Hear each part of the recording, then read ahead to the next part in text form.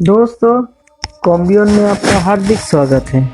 कॉम्बियन का वीडियो आपको अच्छा लगता है तो like, comment, share and subscribe कीजिए। इस वीडियो में आज हम बात करेंगे अरुंधति राय के बारे में।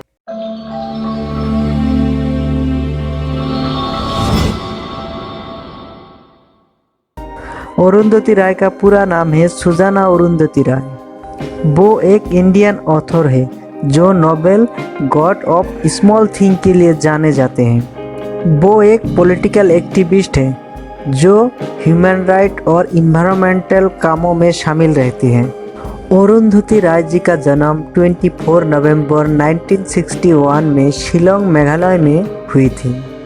अरुंधति राय जी का माताजी का नाम थी मेरी और वो एक क्रिश्चियन थी जो केरला से बिलोंग करती थी। उनकी पिताजी का नाम था राजीव रॉय जो कोलकाता का बंगाली हिंदू था जो शिलोंग में टी प्लांटेशन मैनेजर था। जब अरुंधति राय जी का उम्र 2 साल थी तब उनके पेरेंट्स के बीच डिवोर्स हो चुके थे और वो उनके माताजी के साथ केरला लौट आए थे और केरला में आके उनके माताजी एक स्कूल ओपन की थी। अरुंधति जी स्कूल का पढ़ाई केरला से ही ख़त्म की थी। उसके बाद आर्किटेक्ट का study school of planning and architecture Delhi से पूरा की थी, जहां वो आर्किटेक्ट जेरार्ड द कान्हा से मिले थे और दोनों शादी भी की। लेकिन बाद में दोनों का डिवोर्स भी हो चुके थे। डिवोर्स के बाद Arundhati ji National Institute of Urban Affairs में काम करने लगी थी।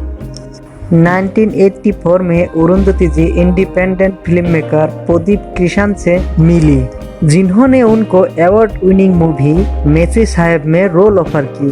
बाद में दोनों ने शादी की। दोनों ने television series Indian independence movement और 2 film any and electric moon में कोलैबोरेट की थी। अरुंधति जी जितने फिल्मों में काम किए सारा ही एक्चुअली आर्ट फिल्म थी। बाद में अरुंधति जी फिल्म वर्ल्ड से बेमुख होके अलग अलग टाइप का जॉब करने लगी थी। उस दौरान वो किशन जी से सेपरेट भी हो चुकी थी। एनी के लिए वो स्क्रीन प्ले लिखे थी जो 1989 को रिलीज हुए और उनके लिखे हुए फिल्म इलेक्ट्रिक मून 1992 में रिलीज हुए। अरुंधति राय जी को national film award for best screen play मिले थे। शेखर कपूर का फिल्म बैंडेड क्वीन को क्रिटिसाइज की जो कि फूलन देवी की लाइफ पे बेस्ड थी। उन्होंने बिना किसी अनुमति के एक जीवित महिला के बलात्कार पर रोक लगाने के अधिकार पर सवाल उठाए और कपूर पर देवी का शोषण करना और उनके जीवन और उनके अर्थ दोनों की गलत तरीके से पेश करने का आरोप लगाए। अरुंधति जी अपना पहला उपन्यास the God of small thing 1992 में लिखना शुरू की और 1996 में खत्म हुई। ये बुक सेमी ऑटोबायोग्राफी है जिनमें उनके बचपन के एक्सपीरियंस को दर्शाया है।